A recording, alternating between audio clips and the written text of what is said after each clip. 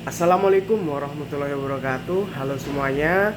Perkenalkan, nama saya Ainul Yakin.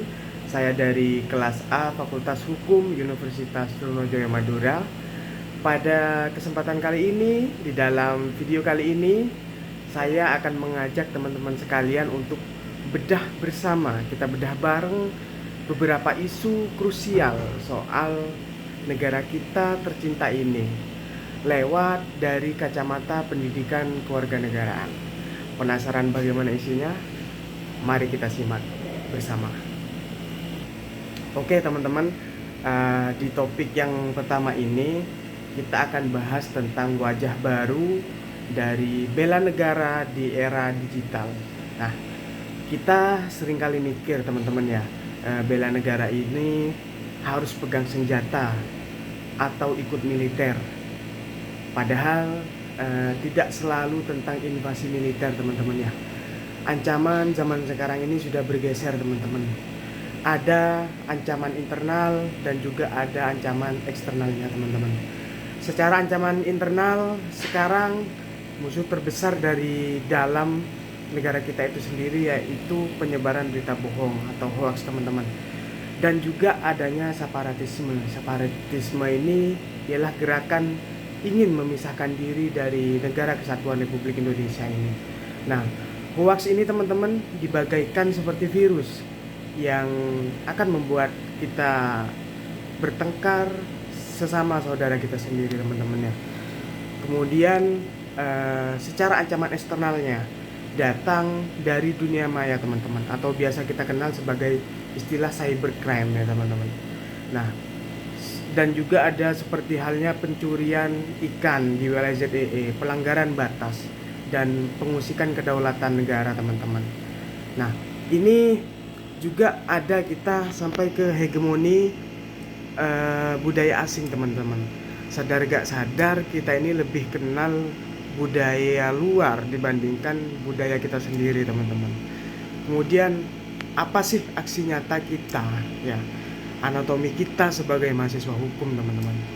Tentunya sebagai anak hukum, cara kita perang bukanlah pakai otot teman-teman, tapi kita harus pakai otak. Nah, kita memiliki dua cara teman-teman yang bisa kita gunakan, yang bisa kita lakukan, yaitu dengan secara literasi dan juga secara akademisi teman-teman. Secara literasi yaitu kita jika mendapatkan informasi, tentunya kita harus saring sebelum sharing teman-teman. Jangan kita telan mentah-mentah informasi di media sosial tersebut. Kemudian secara akademisi tentunya sebagai mahasiswa hukum kita harus belajar dengan tekun, belajar sungguh-sungguh, belajar yang benar teman-teman.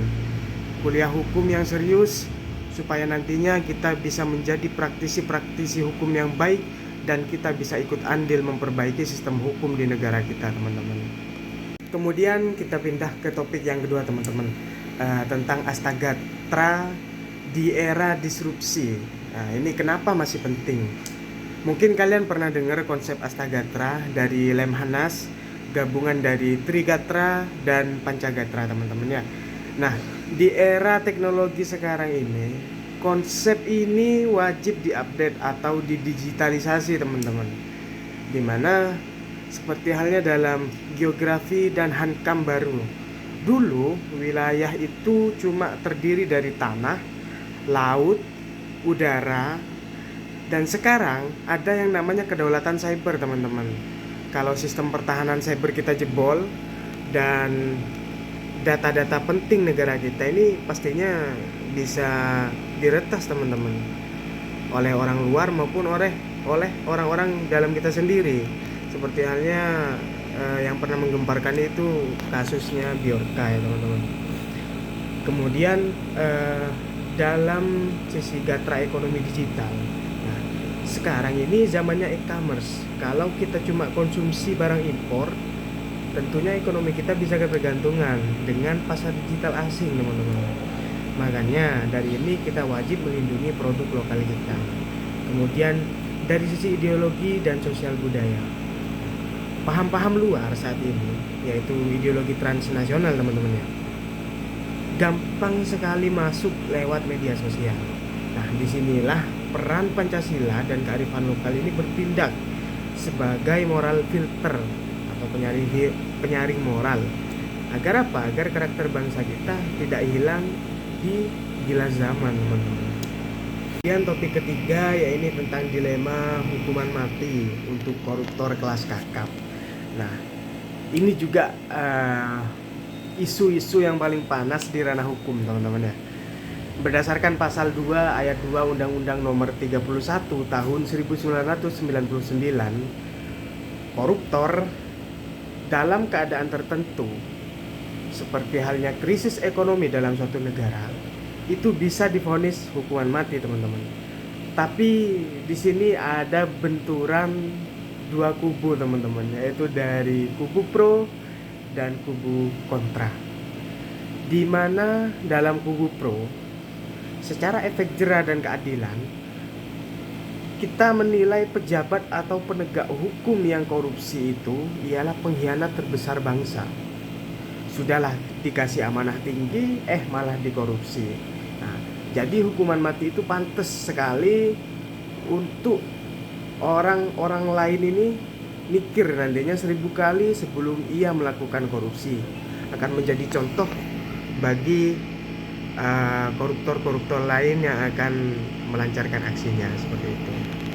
Nah, kemudian dalam kubu kontra, secara hak asasi manusia dan kepastian hukum, sebagaimana sesuai dengan pasal 28I Undang-Undang Dasar 1945,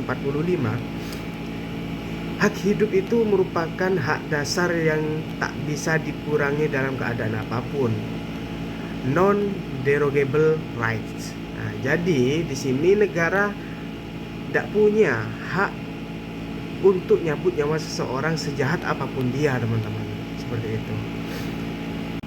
Kemudian topik berikutnya ialah peran pemerintah daerah atau Pemda di tengah arus globalisasi.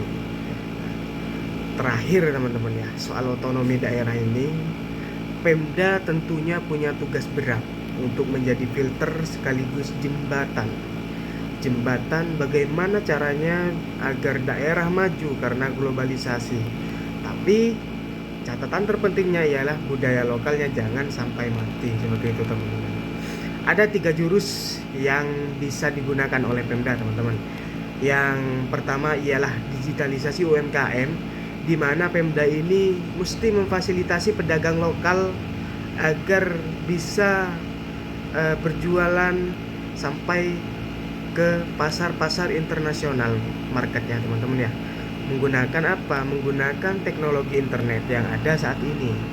Kemudian cara yang kedua adalah e-government, yaitu pelayanan publik dibuat digital agar transparan, cepat, gak ribet, dan tentunya bebas pungli. Nah, ini, teman-teman.